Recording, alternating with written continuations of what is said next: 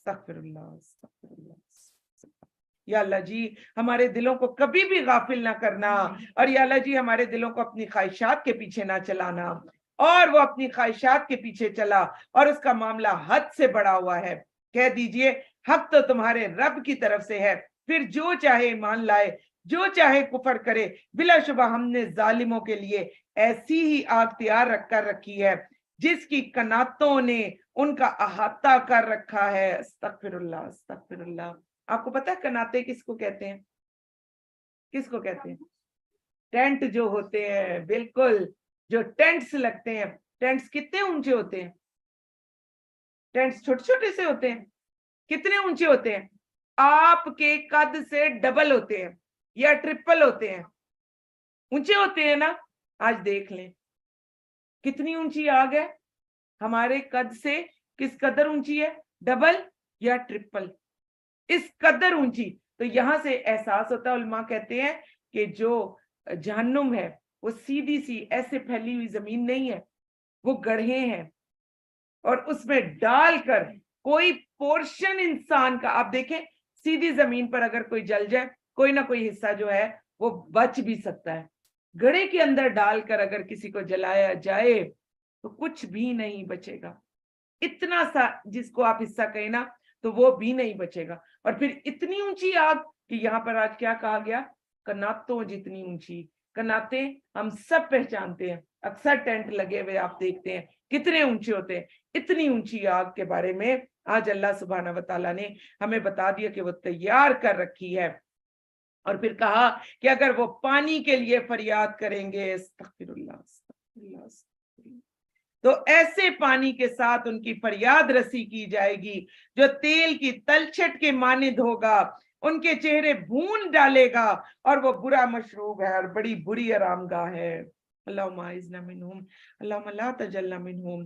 बेशक जो लोग ईमान लाए, उन्होंने नेक अमल किए, यकीनन हम उसका अजर जाया नहीं करते जिसने अच्छा अमल किया।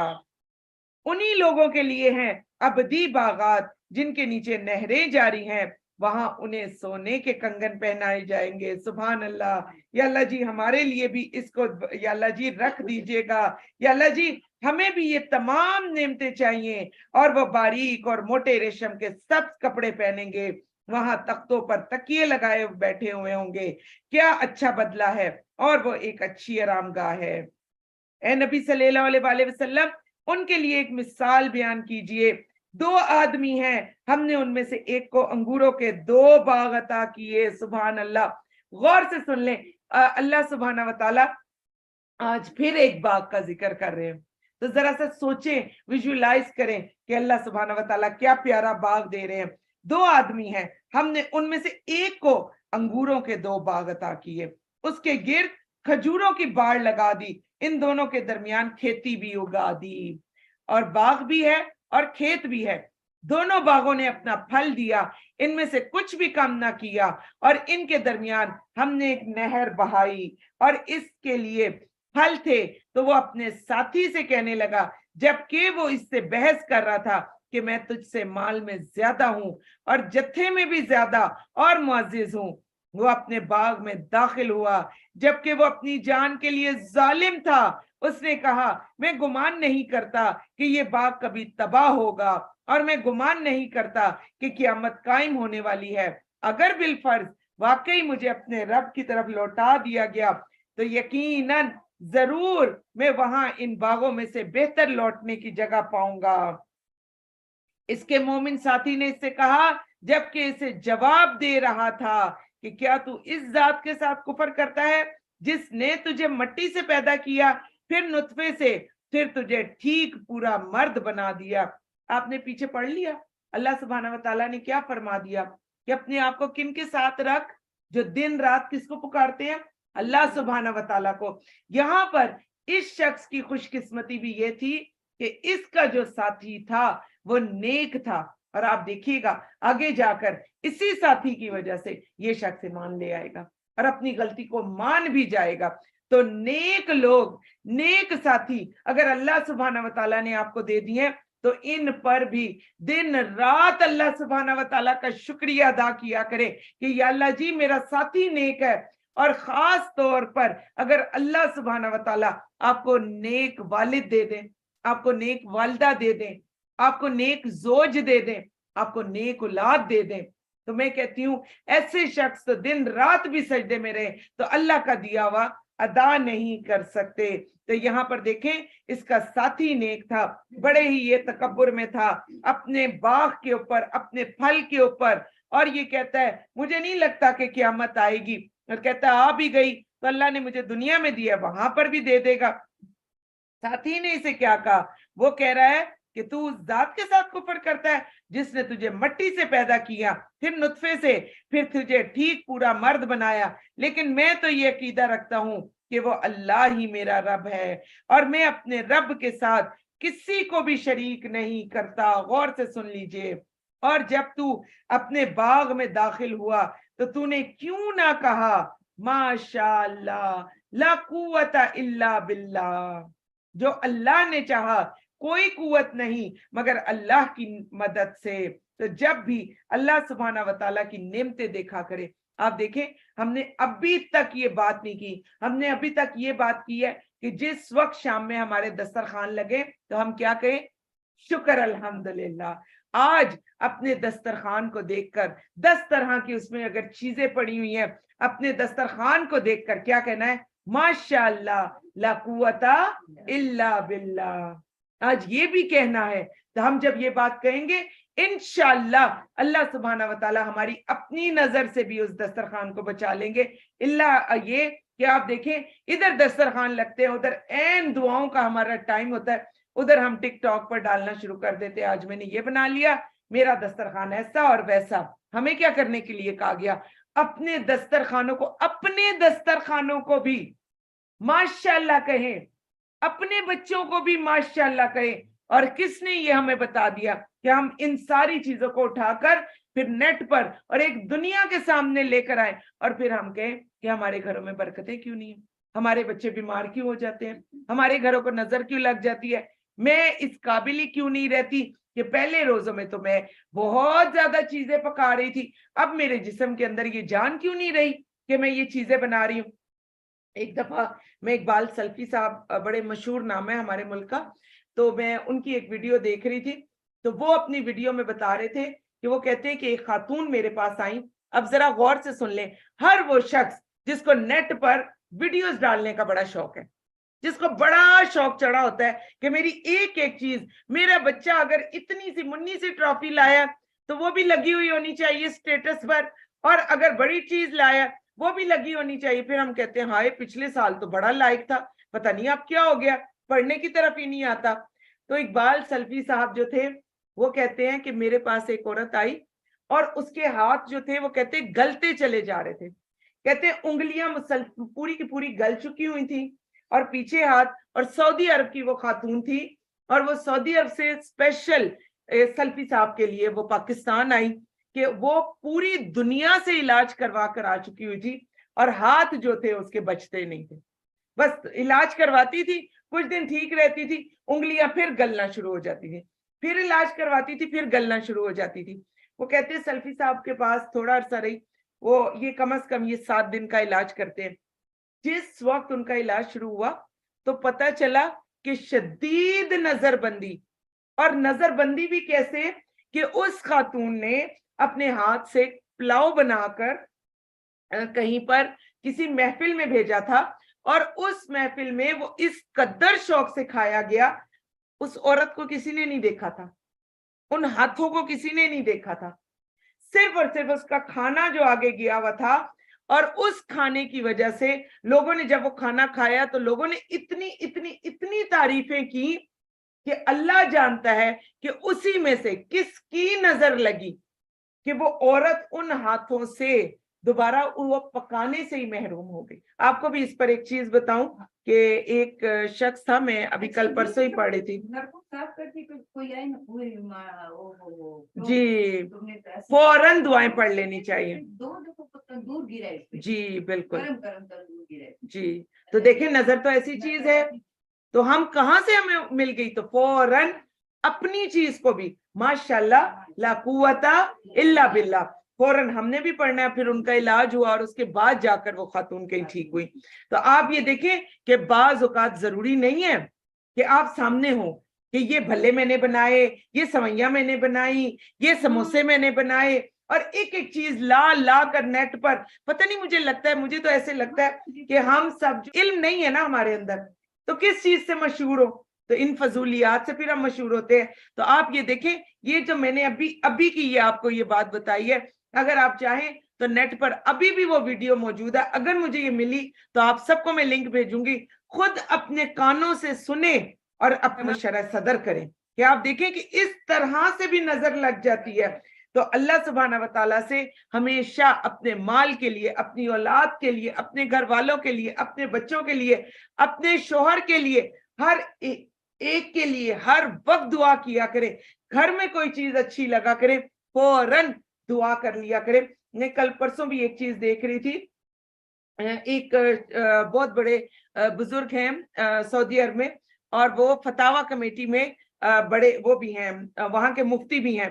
ان کا میں پرسوں پڑھ رہی تھی، وہ کہہ رہے تھے کہ ایک شخص تھا، وہ کہتا ہے کہ میں نے گھر سے نکلنا چھوڑ دیا۔ آپ دیکھیں، یہ تو اللہ سبحانہ و تعالیٰ نے یہ زہر کسی نہ کسی کی آنکھ کے اندر ہی رکھ دیا ہوتا ہے، اور بعض دفعہ اس بیچارے کو خود بھی نہیں پتا ہوتا۔ تو وہ بتا رہے تھے کہ وہ شخص، اس نے مجھے بڑا رو کے کال کی کہ میں اتنا پریشان ہوں کہ جب بھی مجھے کوئی چیز اچھی لگتی ہے تو میری آنکھوں کے، میری نظروں کے سامنے وہ چیز تباہ و برباد ہو کر رہ جاتی ہے۔ وہ کہتے ہیں کہ ابھی تک تو سارا معاملہ ٹھیک چل رہا تھا، میں بڑا کم گھر سے نکلتا تھا، کسی میں گاڑی کو دیکھ لیتا تھا، گاڑی کا کوئی نہ کوئی نقصان ہو جاتا تھا، میں چلتے چلتے گھر کی کوئی چیز دیکھ لیتا تھا، وہ چیز ٹوٹ جاتی تھی۔ یہ سچا واقعہ آپ کو بتا رہی ہوں۔ اور پھر وہ کہتے ہیں کہ میں آپ کے پاس آج اس لیے آیا ہوں، رو کے کہتے ہیں وہ پہنچے، میں اس لیے آیا ہوں کہ باقی سارے معاملے تو ایک طرف، کہتے ہیں میں ایئرپورٹ کے لاؤنج میں بیٹھا ہوا تھا اور باہر میں نے ایک نوجوان کو دیکھا، ابھی کہتے ہیں میں اندر نہیں گیا، اور کہتا ہے ابھی میں نے باہر شیشے سے ایک نوجوان کو دیکھا گاڑی میں بیٹھا ہوا، کہتا ہے بڑا خوبصورت نوجوان اور بڑی خوبصورت گاڑی میں بیٹھا ہوا، کہتا ہے میری نظر پڑی ہے نوجوان کے اوپر، اور میں نے کہا واہ کیا پیارا نوجوان ہے، اور میں نے بس اتنا میرا کہنا تھا کہ نوجوان کہتا ہے کوئی گاڑی جو تھی، کوئی ایکسیلیٹر وہ نہیں تھا کہ بھئی وہ تیزی سے چلاتا، کہتا ہے نہیں سمجھ آئی، میرا اتنا سا کہنا تھا کہ گاڑی تیزی سے چلی ہے اور گاڑی نے 8 جو ہیں وہ کلا بازیاں کھائیں، الٹی ہوئی گاڑی، اور کہتا ہے کہ جس وقت تک گاڑی بھی وہ کہتے ہیں ٹوٹ گئی، اور جس وقت تک نوجوان کو نکالا تو وہ آخری سانسیں دے چکا ہوا تھا۔ تو وہ شخص کہتا ہے وہ اس لیے تڑپ کے رو رہا تھا۔ اب دیکھیں، ہم اپنے بچوں کو بھی نکال دیتے ہیں خوبصورت، خود بھی دیکھ رہے ہوتے ہیں ماشاءاللہ میرا بیٹا اتنا بڑا، ماشاءاللہ تو اپنے بچوں کے لیے کسی کے لیے تو کہنے کی جرت ہی ہمیں نہیں ہوتی، ہم کہتے ہیں ہائے بڑا ہو گیا۔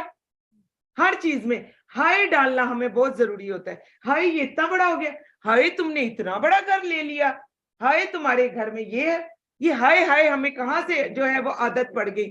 تو آپ یہ دیکھیں کہ وہ اتنی بری طرح وہ شخص رو رہا تھا، تو ان کو جو مفتی صاحب نے بتایا، وہی جو فتاوی کمیٹی کے جو ممبر ہے، انہوں نے پھر کہا کہ میں نے اس کو صرف یہ کہا کہ آج سے تم نے اپنے ہاتھ کو بھی دیکھنا ہے، تو ماشاءاللہ لا قوت الا باللہ۔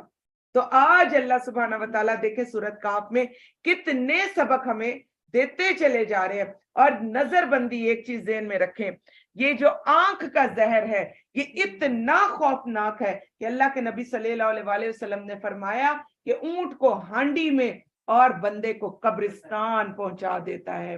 تو اپنے بچوں کو، اپنے گھر والوں کو پروٹیکٹ کرے، کس کے ساتھ؟ اس طریقے کے ساتھ جو اللہ سبحانہ و تعالیٰ نے ہمیں بتا دیا۔ اس لیے اس آیت کو انڈر لائن کرے، اور بلکہ یہ آیت لکھی ہوئی ہمارے گھر میں کہیں نہ کہیں ہونی چاہیے، تاکہ ہمیں ماشاءاللہ کہنے کی عادت ہر وقت ہو، اور ہم ہر چیز کو دیکھتے ہوئے ماشاءاللہ لا قوت الا باللہ ضرور کہیں۔ اب دیکھیں،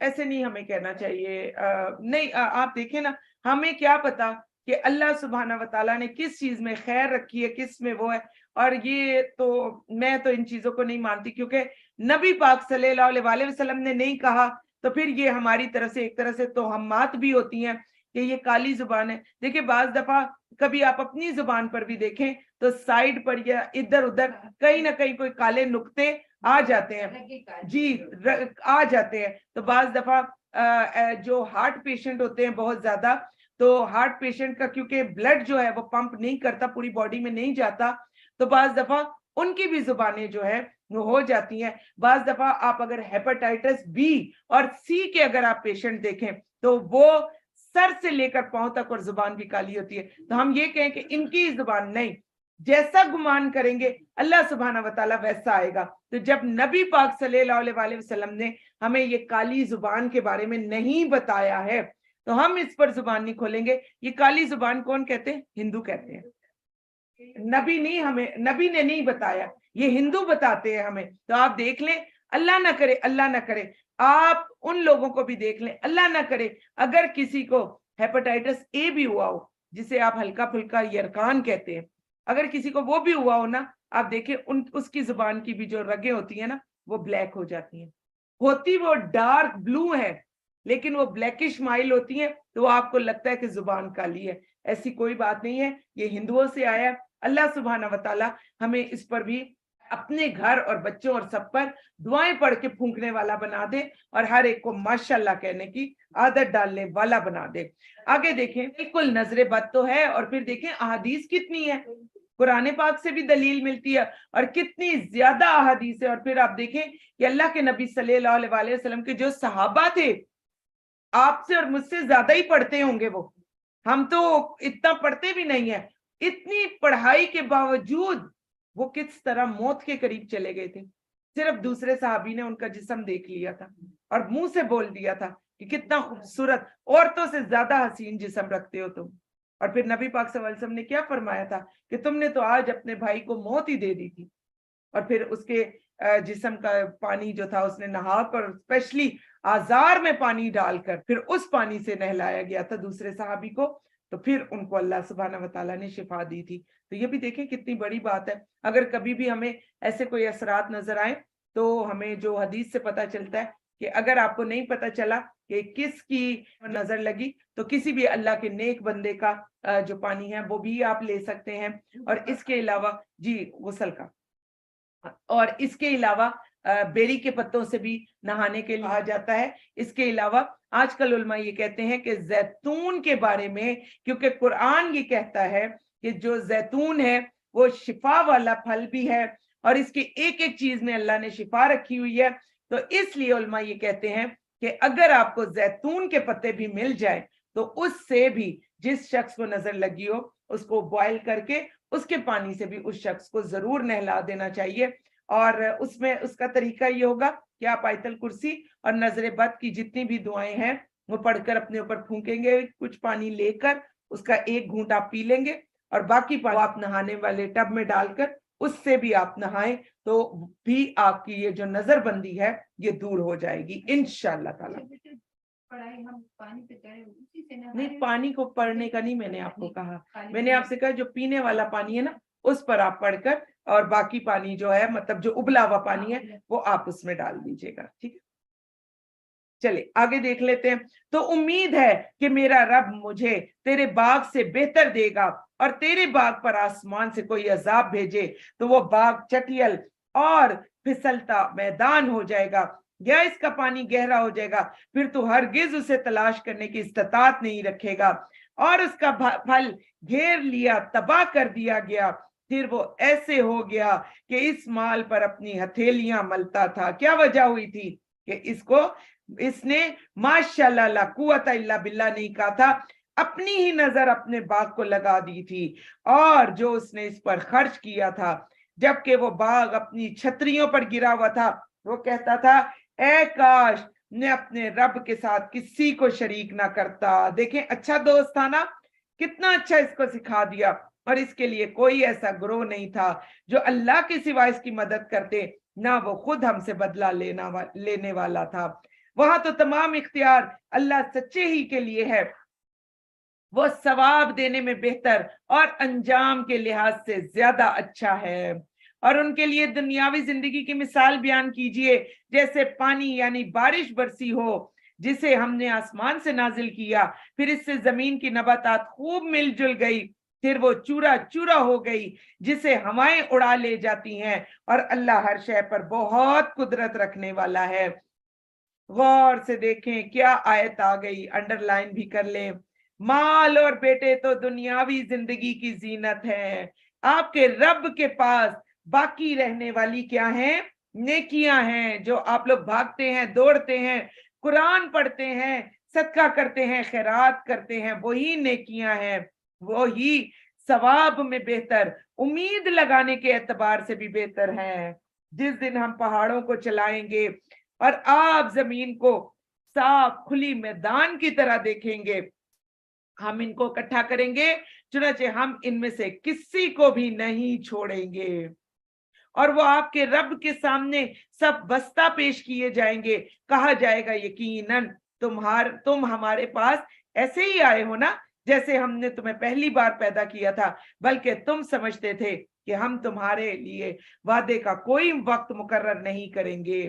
ہر ایک کا نامہ مال سامنے رکھ دیا جائے گا، پھر آپ مجرموں کو دیکھیں گے کہ وہ اس کے تحریر سے ڈر رہے ہوں گے، وہ کہیں گے ہائے ہماری کمبختی، کیسا ہے یہ عمل نامہ جو نہیں چھوڑا کسی چھوٹے اور نہ کسی بڑے عمل کو، مگر اس نے اسے شمار کر رکھا ہے۔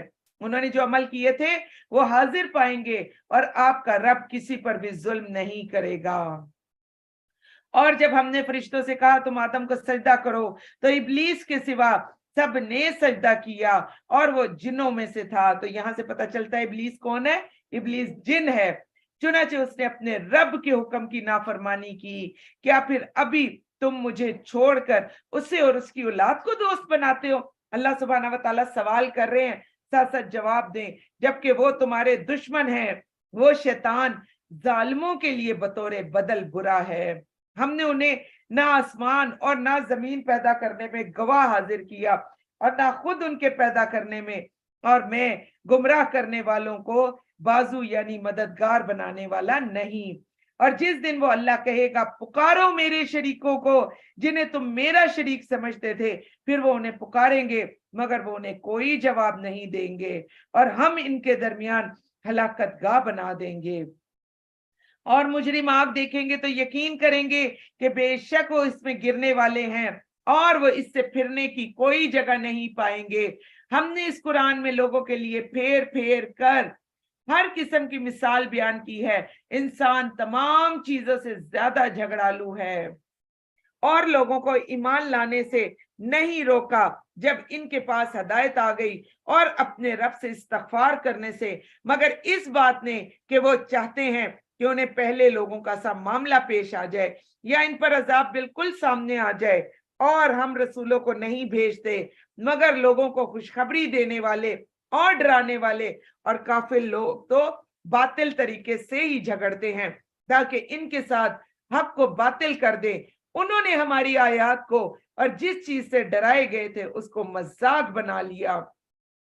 اور اس سے زیادہ ظالم کون ہے جسے اس کے رب کی آیات سے نصیحت کی جائے اور وہ اس سے منہ موڑ لے، اور جو کچھ اس کے دونوں ہاتھوں نے آگے بھیجا اسے بھول جائے۔ بے شک ہم نے ان کے دلوں پر پردے ڈال دیے ہیں، اور اس سے کہ وہ قرآن کو سمجھے۔ غور سے سن لیں، اگر کوئی قرآن پاک سننے اور سنانے کی طرف نہیں آ رہا تو اللہ سبحانہ و تعالیٰ نے اس کو بار بار اس کو موقع دیا، اور پھر بھی اس نے اس موقع کو حاصل نہیں کیا، تو پھر اللہ تعالیٰ نے کیا کر دیا؟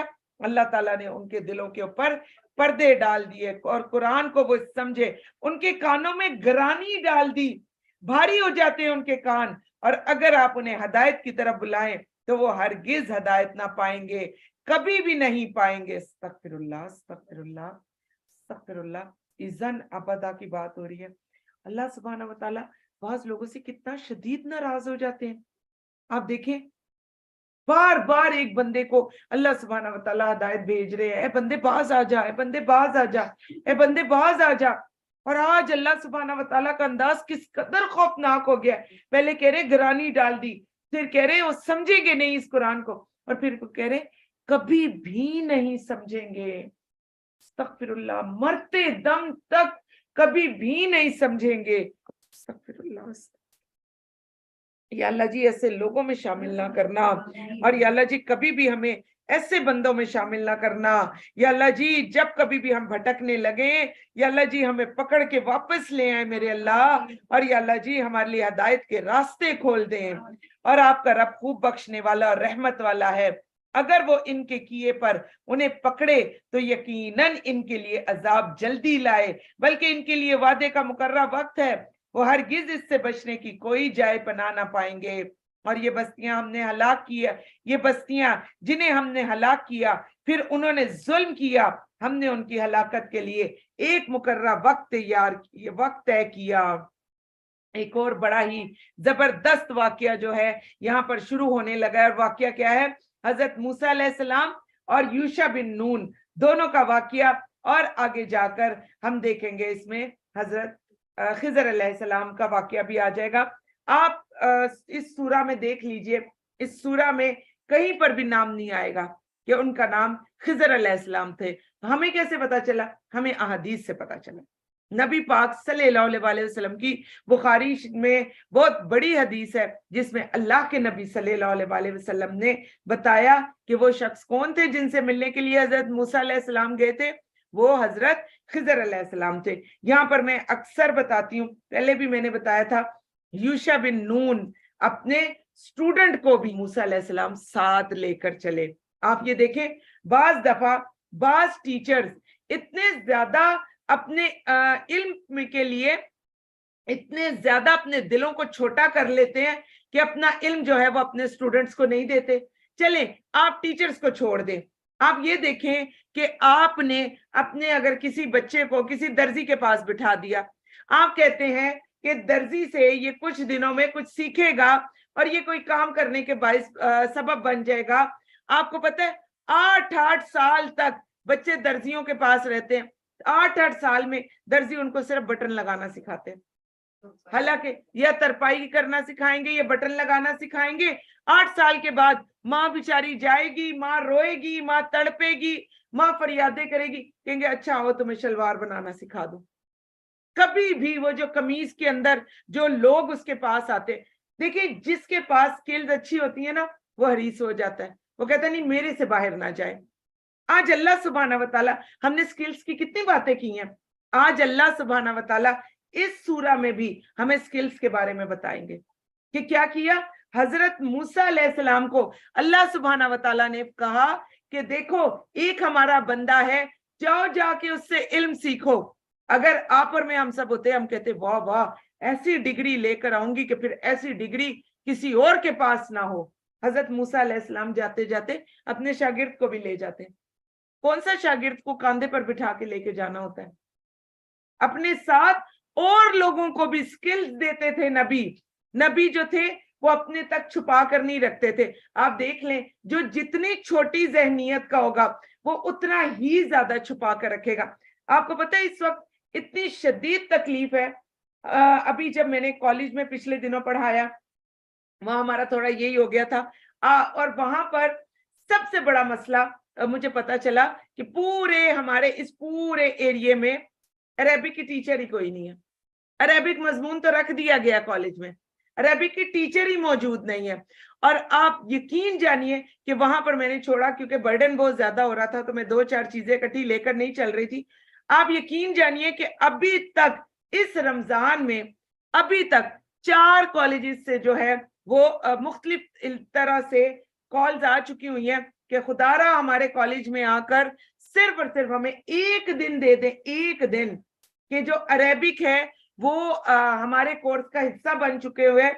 और इस पूरे इलाके में, इस पूरी जगह में अरेबिक की टीचर ही मौजूद नहीं है जो कि बच्चियों को ये पढ़ा सके। तो आपने क्यों रख दिया अरेबिक का जो सब्जेक्ट है?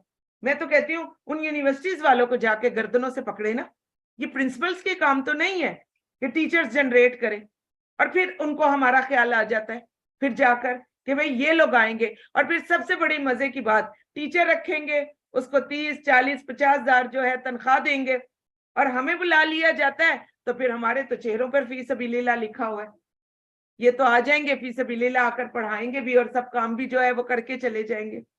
تو افسوس مجھے جو سب سے بڑا آتا ہے، کیا خیال ہے آپ کا، کیا ہمارے ملک میں عربک پڑھے ہوئے لوگ نہیں ہیں؟ ایسے ایسے گولڈ میڈلسٹ لوگ ہیں جی بالکل۔ ہماری اب وہ کتنی ٹیچرز جو الہدا میں پڑھا رہی ہیں وہ ماشاءاللہ گولڈ میڈلسٹ ہیں عربک کے اندر۔ تو کیوں نہیں انہوں نے آگے وہ سکلز دی، کیوں نہیں ہمارے ملک میں عربک کے لیے اتنے اچھے سٹوڈنٹس آگے آئے؟ آج اس پورے اتنے بڑے ایریے میں ایک بھی کالج میں ایک بھی عربک کی ٹیچر ہی موجود نہیں ہے، اور ابھی اتنی بڑی پرابلم بنی ہوئی ہے، میں تو رات 12-1 سے پہلے فارغ ہی نہیں ہوتی، اتنی بڑی پرابلم بنی ہوئی ہے کہ وہ 300 یا 400 پیپر کون چیک کرے؟ ٹیچرز کو عربک آتی ہی نہیں ہے، کسی نے سکھایا ہی کچھ نہیں ہے۔ تو وجہ کیا بنتی ہے؟ جب بھی آپ دیکھیں، کوئی بھی آپ دیکھیں، آج کل تو اتنے زیادہ سکل سیکھنے کے لیے آپ کو فیس بک پر، آپ کو انسٹا پر، اور آپ کو باقی تمام میڈیم پر لوگ اپنے پوسٹرز وغیرہ ڈال دیتے ہیں۔ آگے سے جو لوگ دیکھتے ہیں، کوئی اچھی جگہ ہو، کوئی اچھا میڈیم ہو، اگر لوگ دیکھتے ہیں تو اگر ان سے پوچھیں آپ نے کہاں سے سیکھا، وہ ایک آیا تھا، وہ کہیں تھا اور ہم نے سیکھا تھا، کہ کوئی دوسرا نہ سیکھ کر چلا جائے۔ تو ہمارے اندر یہ بذات انسان اور بذات امت ہمارے اندر یہ اتنا غلط طریقہ ایک رائج ہو چکا ہوا ہے کہ آپ یقین کیجئے کہ بعض اوقات مجھے افسوس ہوتا ہے جب آگے سکلز نہیں ہوتی لوگوں کے پاس۔ آپ دیکھ لیجئے جو اچھی اچھی سکلز ہوتی ہیں وہ لے کر اپنے ساتھ قبرستان چلے گئے، تو کیا فائدہ ہوا آپ کو؟ آپ کو تو فائدہ تب ہوتا کہ آپ کو ایک کام کرنا آتا تھا، اور آپ کے پیچھے آپ کے مرنے کے بعد کم از کم 200-300 لوگ اس کام کو کرنے والے ہوتے، اور پھر وہ آگے سکھانے والے، اور وہ آگے سکھانے والے، اور وہ آگے سکھانے والے ہوتے، تو آپ کبھی بھی نہ مرتے۔ آپ دیکھیے دنیا میں بہت بڑے بڑے کام کرنے والے، ہم کہتے ہیں وہ فلاں کا نام تھا، وہ مرا، اس کے ساتھ نام بھی مر گیا۔ ہم بہت سارے ایسے حکیموں کو اور ایسے لوگوں کو جانتے ہیں جو خود مر گئے اور پیچھے ان کی اولادیں کسی کام کی نہیں رہی۔ وہ اپنے تمام گر اپنی اولادوں کو نہیں دے کر گئے، انہوں نے شاگردوں کو کیا دینا تھا۔ تو آج حضرت موسیٰ علیہ السلام کے واقعے میں آپ دیکھیں، اتنا بڑا یہاں رک کر بات کرنا بہت ضروری تھا کہ اللہ سبحانہ وتعالیٰ نے اپنے نبیوں کو کیسے بنایا۔ ان کو بتایا گیا کہ جاؤ تم نے علم حاصل کرنا ہے، وہ کہتے ہیں میں اکیلا کیوں کروں، میرا جو ہے وہ میرا ساتھی بھی میرے ساتھ جائے، جو میرا شاگرد ہے وہ بھی میرے ساتھ جائے۔ اور ان کے ساتھ کون تھے؟ حضرت یوشع بن نون۔ اور تھوڑا سا یہاں پر میں آپ کو بتا دوں، حضرت موسیٰ علیہ السلام جب وادی طی میں ان کو چھوڑ دیا گیا تھا 40 سال تک، تو وہیں 40 سال کے دوران حضرت موسیٰ علیہ السلام کی وفات ہو گئی تھی، اسی وادی طی میں 40 سال کے دوران۔ اور آپ کو پتہ ہے یہ کس کی سرکردگی میں یہ تمام جتنی بھی بنی اسرائیل تھی یہ فلسطین میں داخل ہوئی تھی؟ یہ یوشع بن نون تھے نا، انہوں نے ہی تو فتح کروایا تھا پھر بنی اسرائیل کے ساتھ مل کر، انہوں نے ہی تو جنگ لڑی تھی صبح سے لے کر رات تک۔ ان کے بارے میں اتنے واقعات بھی آتے ہیں۔ اگر حضرت موسیٰ علیہ السلام ان کو ساتھ ساتھ نہ رکھتے، ان کو سکلز نہ دیتے، تو ان کے اندر یہ انبیاء کی سکلز کہاں سے آنی تھی؟ کس نے سکھانا تھا ان کو؟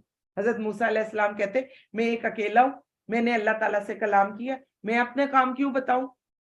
جس طرح سے آج ہم ریس ہو جاتے اپنے کام کے لیے، تو یاد رکھیں اگر آپ کو صرف ایک چٹنی ہی بنانی آتی ہے، ذہن میں رکھیں ہم اپنی چٹنی کی ریسیپی بھی پوری نہیں دیتے۔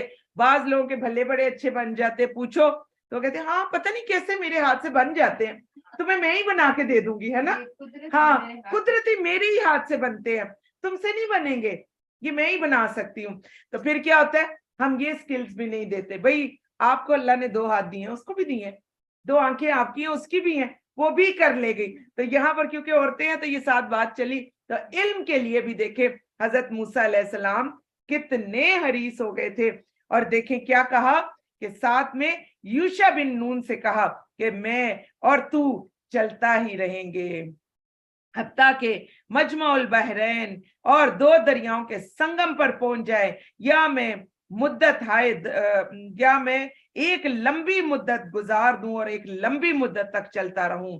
پھر اور جب وہ دونوں ان دونوں دریاؤں کے آپس میں ملنے کی جگہ پر پہنچے تو وہ اپنی مچھلی کو بھول گئے۔ آپ دیکھیں علم کے سفر میں جب آپ کہیں دور جا رہے ہیں تو ساتھ میں کھانا وغیرہ رکھنا یہ بھی سنت ہے، یہ بھی طریقے ہے۔ اور کہاں مل گئی یہ طریقہ ہمیں؟ حضرت موسیٰ علیہ السلام کے واقعے کے لیے میں ہمیں یہ سبق ملا کہ ساتھ میں ہمیں کھانا پینا بھی اگر ہم رکھتے ہیں تو یہ بھی سنت سے ثابت ہے۔ پھر جب وہ دونوں اور وہ اپنی مچھلی بھول گئے سو اس نے دریا میں سرنگ نما اپنا راستہ بنا لیا۔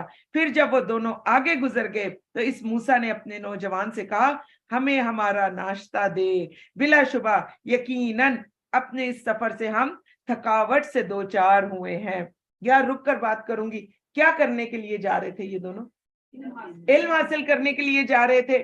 تو ذہن میں رکھ لیں آج اللہ تعالیٰ نے یہ جو تھکاوٹ کا لفظ قرآن پاک میں لائے ہیں، اللہ سبحانہ وتعالیٰ نے خود بتا دیا علم کے راستے میں تھکاوٹ ضرور ملتی ہے۔ یہ ہو نہیں سکتا کہ آپ نے اچھا اور بہترین علم حاصل کرنا ہو اور آپ کو تھکاوٹ نہ ہو۔ اور دوسری سب سے بڑی بات، علم کے راستے میں بھوک بھی بہت لگتی ہے، تھکاوٹ بھی ہوگی اور بھوک بھی ہوگی۔ کہاں سے پتا چلا؟ اسی واقعے سے پتا چلا۔ ابھی تو روزے ہیں نا، ہم بڑے صبر سے بیٹھ جاتے ہیں، روزے نہ ہونا تو پھر کلاس کا کیا حال ہوتا ہے؟ ہر تھوڑی دیر کے بعد کوئی پانی لینے کے لیے جا رہا ہوتا ہے، کوئی بیٹھے بیٹھے کچھ نہ کچھ نکال کر اندر سے کھا لیتا ہے، بریک کب ہوگی، میں تو بے ہوش ہونے جا رہی ہوں، میرا تو بی پی لو ہو رہا ہے۔ اور پھر جب آپ گھر جاتے ہیں، ویسے آپ جتنا مرضی ڈائٹ کر رہے ہوں، جیسے ہی آپ گھر میں انٹر ہوتے ہیں جو سامنے پڑا ہوتا ہے وہ اتنی بھوک لگی ہوتی ہے کہ بندہ فٹافٹ کھا لیتا ہے۔ تو علم کے راستے میں دو چیزیں آج اللہ سبحانہ وتعالیٰ نے بتا دیا، کہا ایک بھوک بھی تمہیں لگے گی اور دوسری تمہیں تھکاوٹ بھی ہوگی۔ یہ دو چیزیں اگر برداشت کر لی نا تو انشاءاللہ بہترین علم حاصل کرنے والوں میں شامل ہو جاؤ گے۔ لیکن دیکھیں اس میں جو ٹیچر ہے نا، ٹیچر زبردستی نہیں کر رہا، یہ اسٹوڈنٹ جو تھا نا یہ خود بھاگ بھاگ کے ان کے لیے، ان کی عزت کے لیے یہ سارے کام کر رہا تھا۔ تو کچھ لوگ دلیل لیتے ہیں جی ہاں گھر کی ماسیاں بنایا ہوتا ہے، بالکل یہ بالکل غلط بات ہے، بالکل۔ تو آپ نے تو اپنی اجرت لے لی نا ساری کی ساری۔ آپ دیکھیں آپ نے ویسے بھی اگر کسی کام والی کو بلاتی تو اتنا پیسہ تو آپ نے اس کو ویسے بھی دینا پڑتا آپ کو، تو آپ کہتی ہیں میں فی سبیل اللہ بچے کو قرآن پڑھا رہی ہوں اور اس سے آپ نے پانی بھی بھروا لیا، اس سے آپ نے کپڑے بھی دھلوا لیے، تو اجرت تو آپ نے لے لی، پھر آخرت میں آپ کا کوئی حصہ نہیں رہے گا۔ بالکل غلط۔ اچھا، اور علماء خاص طور پر ایک اور چیز بھی آپ ذہن میں رکھیں، خاص طور پر علماء کہتے ہیں ہاں کہ ان کے ساتھ بھی پیٹ لگا ہوا ہے نا، کہ سب جو پڑھانے والے ہیں ان کو بھی ضرورت ہوتی ہے، تو علماء اس میں خاص الخاص کہتے ہیں نماز پڑھانے پر اگر کوئی اجرت لینا تو کبھی اس کے پیچھے نماز نہیں پڑھنی۔ یہ اتنی شدید وعید ہے اس کے اوپر، علماء سختی سے منع کرتے ہیں۔ جیسی کلپ ملا میں آپ لوگوں کو بھی بھیجوں گی، کہتے ہیں ہر کام پر، اور کہتے ہیں کہ جو بھی شخص اگر جس طرح اس کی بھی ضروریات ہے، آپ اس کو کوئی پیسے دے رہے ہیں یا اگر وہ کوئی کام کرتا ہے تو اس پر دے رہے ہیں، تو اپنے مائنڈ میں یہ رکھا کرے کہ یہ خادم القرآن ہے، یہ قرآن کی خدمت کر رہا ہے، تو اس کے راستے کا کرایہ کمانے کے لیے اس کے اندر نہیں ہے، یہ سارا دن قرآن میں بیٹھا ہوا ہے تو کمانے کے لیے تو اس کے پاس ٹائم ہی نہیں ہے، تو چلو اس کے راستے کا کرایہ میں دے دیتی ہوں، اس لیے کہ بھئی جو اس کے پاس وقت نہیں نکل رہا تو وہ میری طرف سے ایک صدقہ ہو جائے گا، یا یہ جو اس جگہ کو آ کر آباد کر رہا ہے، اس جگہ کی خدمت کر رہا ہے، تو چلو اس جگہ کی وجہ سے اس کو اپنی جان کی فکر نہیں ہے، تو اس کے لیے اگر میں کچھ تھوڑا بہت لے کر آ رہی ہوں یا میں کچھ اس کو کھانے کے لیے دے رہی ہوں، تو اس میں علماء سختی سے منع کرتے ہیں کہ اس کو اجرت نہ کہیں، کہ یہ نماز کی اجرت اور یہ قرآن کی اجرت، اس کو خادم القرآن کے طور پر یہ ٹریٹ کیا کریں۔ اب علماء کا اس کے اوپر بڑا اجماع ہو گیا ہوا ہے، اور پھر علماء اس پر یہ بھی کہتے ہیں کہ آپ کہیں کہ قرآن تو میں مفت پڑھاؤں گی، لیکن پرایا بچہ آ کر میرے کپڑے بھی دھوئے، میرے جوتے بھی پالش کرے، میرے کپڑے بھی استری کرے، تو آپ نے تو اجرت اس سے لے لی ہے، پھر آخرت میں آپ وہ اپنا حصہ نہیں دیکھتے۔ اگر اپنی خوشی سے کریں وہ اور بات ہے، لیکن اپنی خوشی سے کوئی اتنا نہیں کرتا کہ آپ کے کپڑے ہی آ کے دھو جائے اور آپ کے جوتے ہی پالش کرنے لگ جائے، پھر کروایا جاتا ہے نا ایسے لوگوں سے۔ تو ہمیں آخری حد تک کوشش کرنی چاہیے اس کو اوائڈ کرنے کی، اگر ہم اپنا حصہ آخرت میں بھی رکھنا چاہتے ہیں۔ تو اب آپ دین کے سفر میں آپ دیکھیں کہ کیا کہا حضرت موسیٰ علیہ السلام نے، ان سے کہا کہ میرا کھانا لے آؤ، ہم سفر سے تھکاوٹ سے دو چار ہو گئے۔ وہ بولا آپ نے دیکھا جب ہم چٹان کے پاس ٹھہرے تھے تو بے شک میں مچھلی بھول گیا تھا اور مجھے وہ نہیں بھلائی مگر شیطان نے ہی کہ میں اسے یاد رکھوں۔ اس نے عجیب طرح دریا میں اپنا راستہ بنایا، اس نے کہا یہی تو ہے جو ہم تلاش کر رہے تھے، پھر وہ اپنے قدموں کے نشانات کی اتباع کرتے ہوئے لوٹے۔ چنانچہ ان دونوں نے ہمارے بندوں میں سے ایک بندے خضر کو پایا جسے ہم نے اپنی طرف سے رحمت دی تھی، ہم نے اسے اپنے پاس سے خاص علم سکھایا تھا۔ تو کس نے سکھایا تھا؟ اللہ سبحانہ و تعالیٰ نے۔ یا میرے پیارے اللہ جی ہمیں بھی اپنے پاس سے خاص علم سکھا دیں، اور یا اللہ جی ایسے علم کا ہم سب کو حریص بنا دے، اور یا اللہ جی دن رات ہم ایسے علم کو حاصل کرنے والے بن جائے۔ موسیٰ نے اس سے کہا کہ اس شرط پر میں تیری اتباع کروں کہ تو مجھے اس میں سے سکھائے جو تجھے بھلائی سکھائی گئی ہے۔ وہ بولا بے شک تو میرے ساتھ ہرگز صبر نہ کر سکے گا۔ سبحان اللہ، نظر آ گیا تو اسے کہ حضرت موسیٰ علیہ السلام صبر نہیں کر سکیں گے۔ تو اس سے کیا پتہ چلتا ہے؟ صبر کے بغیر علم حاصل نہیں ہوتا۔ یہاں پر اگر آپ سب لوگوں میں 3 گھنٹے کا صبر نہ ہو تو آپ کبھی بھی بیٹھنے والوں میں سے نہ ہو۔ اسی طرح اگر آن لائن اسٹوڈنٹس کے اندر صبر نہ ہو تو وہ کبھی بھی لنک کو کلک کرنے والے نہ ہو۔ اور اسی طرح کچھ لوگ یوٹیوب پر سن رہے ہیں، کبھی بھی وہ جو ہیں اس لنک کو ہاتھ ہی نہ لگائے اگر ان کے اندر صبر نہ ہو۔ اور صبر کے لیے بھی دن رات اللہ تعالیٰ سے دعا کیا کریں کہ یا اللہ جی ہمارے اوپر صبر انڈیل دے میرے اللہ، اور ہمیں ایسا شخص بنا دے جو سرتاپا صابر ہو جائے انشاءاللہ تعالیٰ۔ اور جو چیز تیرے احاطہ علم میں نہیں تو اس پر کیسے صبر کرے گا؟ اس پر موسیٰ نے کہا یقیناً انشاءاللہ، آپ دیکھ رہے ہیں انشاءاللہ بول رہے ہیں، تو مجھے صابر پائے گا اور میں کسی بھی حکم میں تیری نافرمانی نہیں کروں گا۔ اس خضر نے کہا پھر اگر تو نے میری اتباع کرنی ہے تو کسی شے کی بابت مجھ سے سوال نہ کرنا، خاموشی سے دیکھتے رہو حتیٰ کہ میں خود ہی اس کا ذکر تجھ سے کروں۔ پھر وہ دونوں چلے حتیٰ کہ جب وہ کشتی میں سوار ہوئے تو اس خضر نے کشتی میں شگاف کر دیا۔ اس موسیٰ نے کہا تو نے اس میں شگاف کیا کہ اس کشتی والوں کو غرق کر دے، تو نے تو بڑا ہی انوکھا کام کیا۔ اس خضر نے کہا میں نے نہیں کہا تھا کہ تو یقیناً میرے ساتھ صبر کرنے کی استطاعت ہرگز نہیں رکھے گا۔ اس پر موسیٰ نے کہا میری بھول چوک پر تو مجھے نہ پکڑ، میرے معاملے میں مجھے مشکل میں نہ ڈال۔ پھر وہ دونوں چلے حتیٰ کہ جب وہ دونوں ایک لڑکے سے ملے تو اس خضر نے اسے قتل کر دیا۔ موسیٰ نے کہا کیا تو نے ایک پاک بے گناہ نفس کو کسی جان کے قصاص کے بغیر قتل کر دیا؟ یقیناً تو نے تو بڑا ہی برا کام کیا۔ اس خضر نے کہا کیا میں نے تجھ سے نہیں کہا تھا بلا شبہ تم میرے ساتھ ہرگز صبر نہیں کر سکے گا۔ اس موسیٰ نے کہا اگر اس کے بعد بھی میں تجھ سے کسی چیز کی بابت سوال کروں تو پھر تو مجھے ہرگز صحبت میں نہ رکھنا، یقیناً میری طرف سے تو عذر کو پہنچ چکا ہے۔ پھر وہ دونوں چلے حتیٰ کہ وہ گاؤں والوں کے پاس پہنچے، اس کے رہنے والوں سے کھانا مانگا تو انہوں نے ان کی ضیافت کرنے سے انکار کر دیا۔ پھر ان دونوں نے ایک دیوار پائی جو گرائی چاہتی تھی تو اس خضر نے وہ سیدھی کر دی۔ اس پر موسیٰ نے کہا اگر تو چاہتا تو اس پر ضرور اجرت لے لیتا۔ اس خضر نے کہا اب میرے اور تیرے درمیان جدائی ہے۔ کیوں کہا؟ حضرت موسیٰ علیہ السلام نے خود ہی کہہ دیا تھا کہ اگر ایسا ہوا تو پھر تم بے شک ہمیں اپنے ساتھ مت رکھنا، کیونکہ حضرت موسیٰ علیہ السلام نے خود ہی جو تھا بتا دیا تھا کہ پھر دوبارہ مجھے مت رکھنا اپنے پاس۔ تو اسی لیے پھر حضرت خضر علیہ السلام نے کہہ دیا کہ بس یہاں پر تیرے اور میرے درمیان جدائی ہے، یقیناً میں تجھے ان باتوں کی حقیقت بتاتا ہوں جن پر تو صبر نہ کر سکا۔ رہی کشتی تو وہ چند مسکینوں کی تھی جو دریا میں کام کرتے تھے۔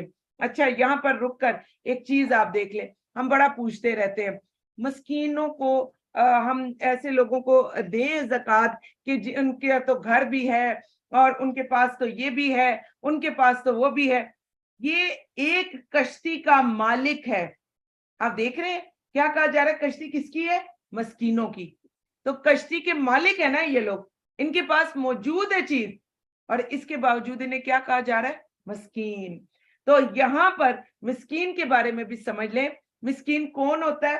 کہ اس کے پاس کوئی تھوڑی بہت چیز ہوتی ہے, جیسے کسی کے پاس دکان ہے, کسی کے پاس گھر ہے, لیکن مسئلہ کیا ہے کہ وہ اتنا ہی کما پاتا ہے کہ جتنا اس کے گھر میں لگ جاتا ہے, اس کے پاس پیسہ بچتا نہیں ہے, اس کے پاس کھانا بچتا نہیں ہے. ایک وقت کا کھانا کھاتا ہے اور دوسرے وقت کا کھانا نہیں ہوتا, لیکن اس کے باوجود وہ کسی نہ کسی چیز کا مالک بھی ہے. تو ایسا شخص کیا کہلاتا ہے؟ مسکین کہلاتا ہے. اور ایسے شخص کو آپ اپنی زکوٰۃ بھی دے سکتے ہیں, زکوٰۃ بھی دی جا سکتی ہے, جو کیا کہتے ہیں آج کل کے دور میں اس کو ہینڈ ٹو ماؤتھ کہتے ہیں, کہ جو گھر ہونے کے باوجود ایک وقت میں روٹی کھائے اور دوسرے وقت کے لیے اس کے پاس روٹی نہ ہو. تو ایسا شخص فقیر نہیں ہوتا, ایسا شخص کیا ہوتا ہے؟ مسکین کی کیٹیگری میں آتا ہے. اور ایسے شخص کو زکوٰۃ بھی دی جا سکتی ہے. اور اس کی دلیل ہمیں یہاں سے ملتی ہے, کشتی کے مالک تھے لیکن کون تھے؟ مسکین تھے, یعنی بڑا کم اجرت تھی ان کے پاس, بہت کم جو تھا ان کو ملتا تھا. تو لہٰذا میں نے ارادہ کیا کہ اس میں عیب ڈال دوں, جبکہ ان کے آگے ایک بادشاہ تھا جو ہر کشتی زبردستی لے لیتا تھا. رہا لڑکا تو اس کے ماں باپ مومن تھے. غور سے سن لیں, آپ لوگ اگر مومن ہیں, اگر والدین مومن ہیں, تو اللہ سبحانہ و تعالی کبھی بھی ان کو بدکار اولاد نہیں دیتے. اس لیے دعا کیا کریں کہ یا میرے پیارے اللہ جی ہماری اولادوں کو بھی مومن بنا دیں, اور یا اللہ جی ہمیں بھی مومنین بنا دیں, اور یا اللہ جی اچھی بہترین اولادوں سے نوازنا. چنانچہ ہم ڈرے کہ وہ سرکشی اور کفر کی وجہ سے انہیں مشقت میں ڈال دے گا. چنانچہ ہم نے چاہا کہ ان دونوں کا رب انہیں ایسا بدل دے جو اس میں پاکیزگی میں بہتر اور مہربانی میں قریب تر ہو. اور رہی دیوار تو وہ شہر میں 2 یتیم لڑکوں کی تھی. غور سے سن لیں, اگر آپ نیکی کرتے ہیں تو مرنے کے بعد وہ نیکی آپ کی اولاد کے کام بھی آتی ہے. اس کے نیچے ان کا خزانہ تھا, اور بعض لوگ کہتے ہیں ہو سکتا ہے وہ علم کا خزانہ ہو, وہ کتابیں ہوں, ضروری نہیں کہ کوئی سونا چاندی ہی ہو. اور ان کا باپ صالح تھا, باپ صالح تھا. اس آیت کو انڈر لائن کریں, باپ کا, ماں کا صالح ہونا تو بہت زیادہ ضروری ہے, لیکن آج قرآن پاک کہہ رہا ہے کہ باپ کا صالح ہونا قرآن پاک سے ہمیں جو ہے وہ مل رہا ہے. آپ دیکھیے کہ بہت ساری جگہوں پر ہمیں یہ ملتا ہے کہ باپ ذرا سا بگڑا تو اولادیں اس سے کہیں زیادہ بگڑ جاتی ہیں. تو اس لیے اگر آپ کو اللہ سبحانہ و تعالیٰ نے نیک زوج سے جو ہے وہ عطا کیے ہیں, اور آپ کے جو زوج ہیں وہ آپ کی اولادوں میں بھی, آپ کی اولاد کی تربیت کرنے میں بھی اگر آپ کی مدد کر رہے ہیں, تو دن رات اپنے اللہ کا شکریہ ادا کریں, اپنے زوج کا شکریہ ادا کریں. شوہروں کو اگر نیک صالح بیویاں ملی ہیں وہ ان کا شکریہ ادا کریں, اور بیویوں کو نیک صالح شوہر ملے تو ان کا شکریہ ادا کریں, کیونکہ آپ دونوں کا یہ صالح ہونا, آپ دونوں کی یہ نیکیاں آگے آپ کی اولادوں میں ٹرانسفر ہوں گی انشاءاللہ تعالی. اور پھر کہا جاتا ہے کہ ان کا باپ صالح تھا. چنانچہ تیرے رب نے چاہا کہ وہ دونوں یتیم اپنی جوانی کو پہنچے, تیرے رب کی رحمت کے سبب اپنا خزانہ نکال لے. میں نے یہ اپنی رائے سے نہیں کیا تھا, یہ ان باتوں کی حقیقت ہے جن پر تو صبر نہ کر سکا. آگے ہی ہم ذوالقرنین کے بارے میں پڑھیں گے, اور یہ لوگ آپ سے ذوالقرنین کے متعلق پوچھتے ہیں. آپ کہہ دیجئے ان قریب میں اس کا کچھ ذکر تمہارے سامنے تلاوت کروں گا. بے شک ہم نے اسے زمین میں اقتدار دیا اور اسے ہر چیز کے اسباب دیے. تو ذہن میں رکھ لیں, اسباب اختیار کرنا بری بات نہیں. یہ جو اس وقت آپ دیکھ رہے ہیں یہ کیا ہے؟ یہ سبب ہے نا, اسباب ہے. اسی طرح جو آن لائن اسٹوڈنٹ بیٹھے ہوئے ہمارے پاس کیا سبب ہے؟ انٹرنیٹ سے جا رہے. پھر اسی طرح ان کو جو اسکرین دکھائی دے رہی ہے کیا چیز سبب بن رہی ہے؟ جو ہم نے یہاں پر سلائیڈز بنائی ہوئی ہیں وہ چیز سبب بن جاتی ہے. پھر اسی طرح جو یوٹیوب پر لائیو جا رہا ہے اس میں آپ کا سبب کون بن گیا؟ یوٹیوب بن گیا آپ کا سبب. تو وہ اس کے ذریعے سے جو ہے وہ لوگوں تک پہنچ رہا ہے. بہت سارے لوگ کہتے ہیں نہیں نہیں یہ نہیں کرنا اور وہ نہیں کرنا, یہ بھی حرام وہ بھی حرام, سب کچھ حرام. ذوالقرنین کے واقعے سے ہمیں کلیئرلی پتا چلتا ہے کہ انسان اسباب استعمال کر سکتا ہے لیکن مانگے گا صرف اور صرف اللہ سبحانہ و تعالیٰ سے۔ تو دیکھیں بار بار یہاں پر آپ کو پتہ چلے گا فَأَتْبَعَ سَبَبًا فَأَتْبَعَ سَبَبًا، بار بار آئے گی یہ آیت۔ اور کیا کہا؟ چنانچہ وہ سامان لے کر چلا، خالی ہاتھ نہیں چل پڑا کہ راستے میں کہیں سے بھی کچھ بھی لیتا جاؤں گا جیسے ہم سب کرتے جاتے ہیں۔ اب دیکھیں ہمارے ہاں تو اتنا زیادہ ہم لوگ گر چکے ہوئے ہیں اپنے اس سے کہ مکہ اور مدینہ میں ہم جب حج اور عمرہ کرنے جاتے ہیں، ایک چیز ذہن میں رکھیں، حج اور عمرہ غنی لوگ کرتے ہیں۔ غنی کون ہوتا ہے؟ جو مالدار ہوتا ہے، ٹھیک ہے؟ حج اور عمرہ غنی لوگ کرتے ہیں، اور مکہ اور مدینہ میں ہم مکہ اور مدینہ کے دروازے کے اوپر کھڑے ہوتے ہیں کہ بھئی میرے پاس پیسے نہیں ہیں، میرے لیے کھانے کا بندوبست کر دیں، میرے لیے پینے کا بندوبست کر دیں۔ آپ آئے کیسے ہیں؟ اب یہ بزنس بن گیا۔ اور آپ یقین جانے، میں بہت پہلے ایک ایسی خاتون کو بھی جانتی تھی جو ہر رمضان میں ان کا عمرہ ہوتا تھا، گھر میں ان کے کھانے پینے کو نہیں تھا لیکن عمرہ ان کا رمضان میں ہوتا تھا، اور آپ یقین جانے اتنے وہ پیسے کما کر لاتی تھی، اتنے پیسے کما کر لاتی تھی کہ یہاں آ کر پھر پورا سال ایسے ان کا گھر خوبصورت بنتا تھا۔ گھر کے بارے میں بتا دیتی ہوں، یہیں پر زریاب کالونی میں فقیر آباد میں اتنا بڑا گھر کہ آپ حیران رہ جائے، لیکن ادھر رمضان سٹارٹ ہوتا تھا، ادھر وہ خاتون رمضان سے 1-2 دن پہلے جو تھا وہ غائب ہو جاتی تھی۔ پھر بہت بعد میں ہمیں پتہ چلا کہ یہ کیا کرتی تھی، یہ وہاں سے اتنا بھر بھر کے لاتی ہیں، اور پھر آپ کو پتہ ہے کہ جو عربی ہیں وہ یہ صدقہ اور خیرات کرنے میں وہ حریص ہیں۔ یقین جانے عرب میں اللہ سبحانہ و تعالیٰ نے ان کو ایسے نہیں دے رکھا ہوا۔ ہم کہتے ہیں ہم صدقہ خیرات، ہم کیا کرتے ہیں؟ ہم تو اپنے ہاتھوں کی میل بھی نہیں اتارتے۔ آپ یقین جانے وہ اپنی جان تک لا کر ہتھیلی پر اس وقت رکھ رہے ہوتے ہیں۔ کبھی آپ کو اگر عمرہ کرنے کا موقع ملے نا انشاءاللہ رمضان کا، آپ وہاں پر ان کی سخاوت دیکھیں، اتنا کھانا پینا دیں گے وہ آپ کو، اتنی چیزیں دیں گے، اپنے آگے سے اٹھا کے بھر بھر کے عورتیں لے کر آتی ہیں اور لا کر وہ بانٹتے ہیں۔ تو پھر جب ایک شخص اتنا مجبور ہو جاتا ہے تو پھر وہاں پر وہ جو لوگ ہوتے ہیں پھر ان کو پھر خوب ڈھیر سارا دیتے ہیں۔ اور میں نے ان کے بارے میں سن رہی تھی کہ انہوں نے بہت سارے لوگ جو تھے وہ اس طرح کے وہاں پر پکے کیے ہوئے تھے وہ گھر اور وہ جگہ کہ جہاں پر وہ ہر سال جا کر وہ اپنا پیسہ وغیرہ بنا کر وہ لے کر آتی تھی۔ تو میں یہ سوچتی تھی وہ لوگ یہ نہیں پوچھتے کہ بہن تم ہر سال یہ لاکھوں لگا کر آ کیسے جاتی ہو، تم آتی کہاں سے ہو یہ رمضان میں؟ آپ کو پتہ ہے رمضان کا عمرہ تو کم از کم 2 گنا مہنگا ہو جاتا ہے۔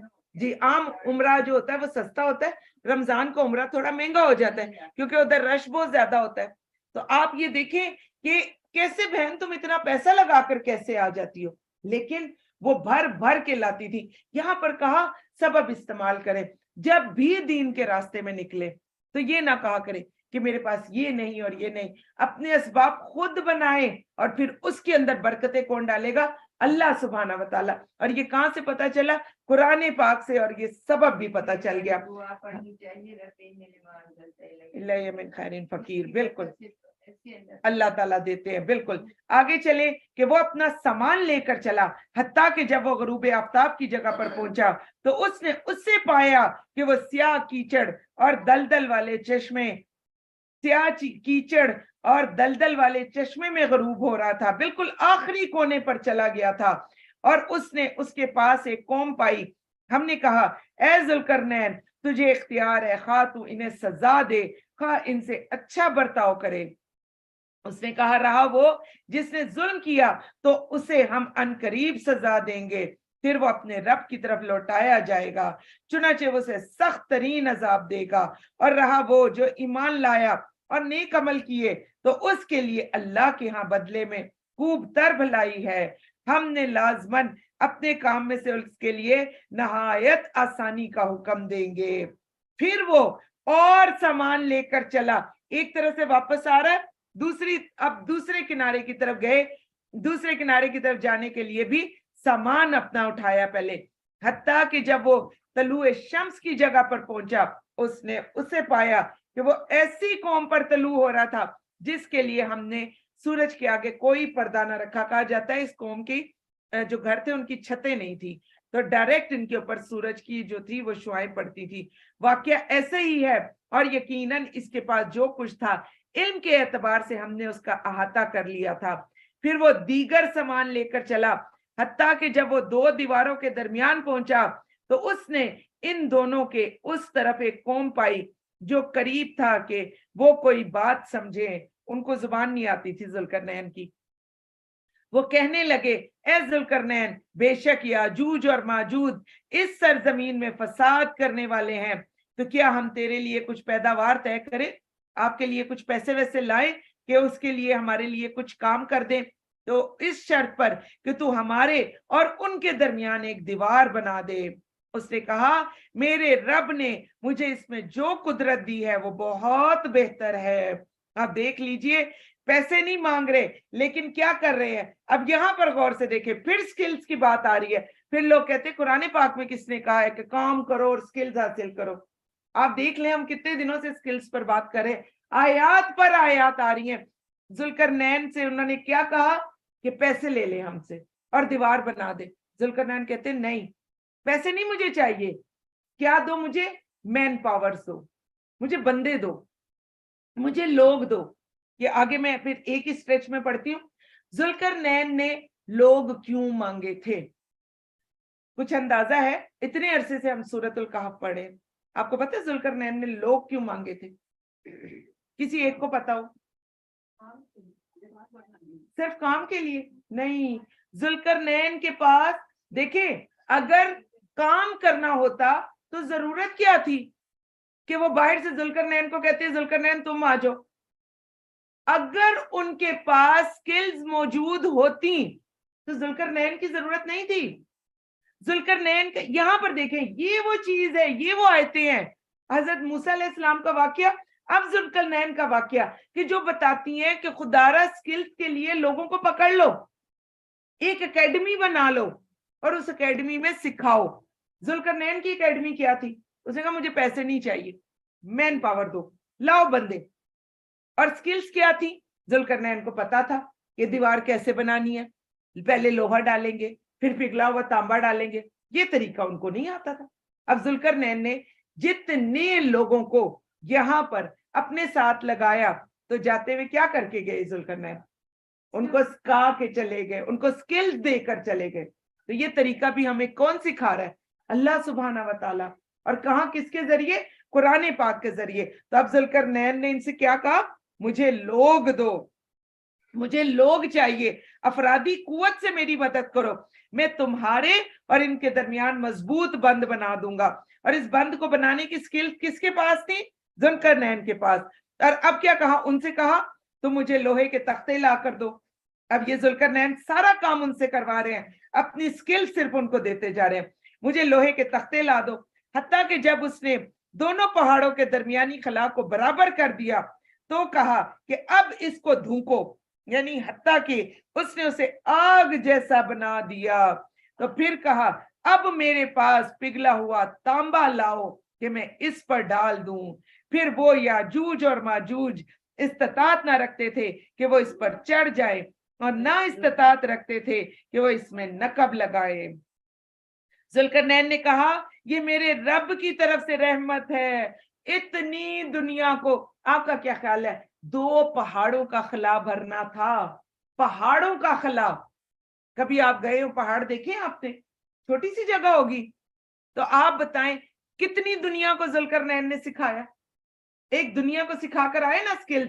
اس کے بعد کیا کہہ رہے ہیں, آپ اور میں ہوتے ہم کہتے ہیں واہ واہ ایک دنیا کو دیکھو میں نے کیا سکھا دیا. ذوالقرنین کیا کہہ رہے ہیں, یہ میرے رب کی طرف سے رحمت ہے. آج آپ کو پتا چلی ہوگی یہ آیت کہ یہ کیوں کہہ رہے ہیں کہ میرے رب کی طرف سے رحمت ہے. پھر جب میرے رب کا وعدہ آ جائے گا تو وہ اسے ہموار کر دے گا, اور میرے رب کا وعدہ حق ہے. تو قرب قیامت یہ دیوار جو ہے وہ زمین دوز ہو جائے گی, اور یہ اس دیوار کو توڑ کر نکل آئیں گے. اس روز ہم ان میں سے کچھ کو چھوڑ دیں گے کہ وہ دوسروں میں گھس جائیں, سور میں پھونکا جائے گا, پھر ان سب کو جمع کریں گے, جمع کرنا, اور اس دن ہم جہنم کو کافروں کے روبرو لے آئیں گے. अब आई हैं बड़ी खौफनाक आयत, आखिरी आयत बहुत ही ज्यादा खौफनाक। वो लोग जिनकी आंखें मेरी याद से पर्दे में थीं, कुरान नहीं पढ़ते थे और वो सुनने की भी इस्तात नहीं रखते थे। गौर से सुन लें, हम तो कह ही नहीं रहे, अल्लाह सुब्हाना व तआला ने पूरी आयत दे दी। आयत अंडरलाइन करें और बताएं लोगों को जो कहते हैं हमें कुरान पढ़ने का टाइम नहीं मिलता।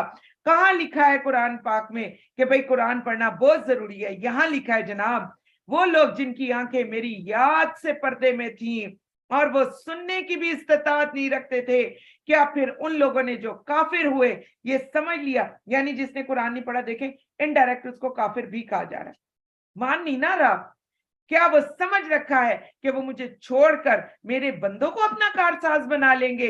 बेशक हमने काफिरों के लिए बतौर मेहमानी जहन्नुम तैयार कर रखा है।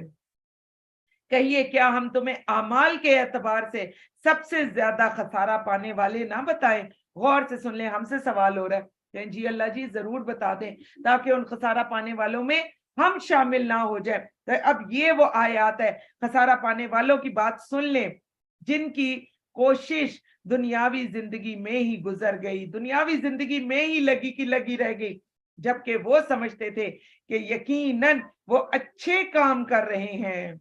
यही लोग हैं जिन्होंने अपने रब की आयत का और उसकी मुलाकात का इनकार किया, चुनाचे उनके अमाल बर्बाद हो गए। अस्तगफिरुल्लाह, अस्तगफिरुल्लाह,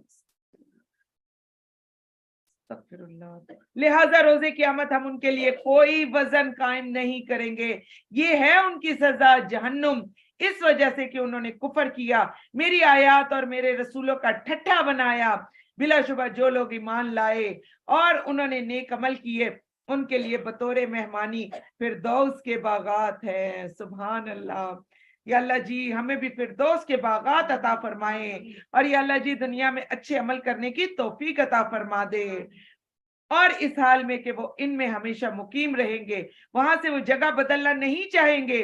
कह दीजिए अगर मेरे रब की बातों के लिखने के लिए समंदर रोशनाई हो तो यकीनन मेरे रब की बातें खत्म ना होंगी, और अगर खत्म होने से पहले ये समंदर खत्म हो जाएगा और अगर चाहे हम इसके मिसल और समंदर बतौर मदद ले आए। ए नबी सल्लल्लाहु अलैहि वसल्लम कह दीजिए मैं तो बस तुम्हारी ही तरह बशर हूं, मेरी तरफ वही की जाती है कि तुम्हारा इलाह सिर्फ एक इलाह है। फिर जो शख्स अपने रब की मुलाकात की उम्मीद रखता हो तो वो अमल करे, नेक अमल, और अपने रब की इबादत में किसी को भी शरीक ना ठहराए। बेशक हम अपने रब की इबादत में किसी को भी शरीक नहीं ठहराते। या मेरे प्यारे अल्लाह जी हमसे हमारी हर तरह की बातों को कबूल फरमा ले। या अल्लाह जी यही छोटी छोटी हमारी बातें हैं, या अल्लाह जी हम पूरी कोशिश करते हैं कि इस कुरान पाक को अच्छे और बेहतरीन तरीके से समझ जाए। या अल्लाह जी हमें इस कुरान पाक को खोल खोल कर समझने और सुनने वाला बना दे। और या अल्लाह जी इस कुरान पाक में गौर व फिक्र करने वाला और इस कुरान पाक को अपना हिज़्ज़े जान बनाने वाला कर दे या अल्लाह जी। और या मेरे प्यारे अल्लाह जी हम सबको वहां से अता फरमा दे जहां से हमारा ध्यान भी ना जाता हो। और या अल्लाह जी इल्म में हम सबको हरीस बना दे। और या अल्लाह जी सिर्फ अपने इल्म का नहीं, अपने बच्चों का, अपने शागिर्दों का, अपने साथियों का, अपने पड़ोसियों का, अपने शोहर के लिए, अपने वालिदैन के लिए, या अल्लाह जी उन सब के इल्म का भी हम सबको हरीस बना दे। और या अल्लाह जी हम सब इल्म में आगे आगे भागने वाले और दौड़ने वाले हों। या मेरे प्यारे अल्लाह जी पूरी कोशिश की इस सूरत में जो कुछ भी अच्छा था कि वो बयान कर दिया जाए। या अल्लाह जी अगर कुछ अच्छा हो गया तो वो आप ही की तरफ से था, और या अल्लाह जी अगर कोई कमी और कोताही हो गई, कोई गलत बात हमारे मुंह से निकल गई, तो या अल्लाह जी वो हमारी तरफ से था, उस पर हम तौबा करते हैं, माफी मांगते हैं। या अल्लाह जी हम सबको इस अमल के बाद माफ भी फरमा दे, और या अल्लाह जी नेक अमल को कबूल भी फरमा ले। और या अल्लाह जी हमें अपने अमलों को जाया करने वाला ना बनाना। और या अल्लाह जी रब्बना आतिना फिद दुनिया हसना व फिल आखिरती हसना वकिना अज़ाबन्नार वकिना अज़ाबन्नार वकिना अज़ाबन्नार। या मेरे प्यारे अल्लाह जी हम सबको आग के अजाब से भी बचा ले, आमीन या रब्बुल आलमीन।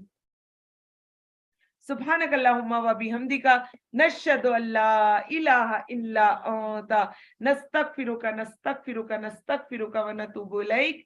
السلام علیکم ورحمۃ اللہ وبرکاتہ. وعلیکم السلام.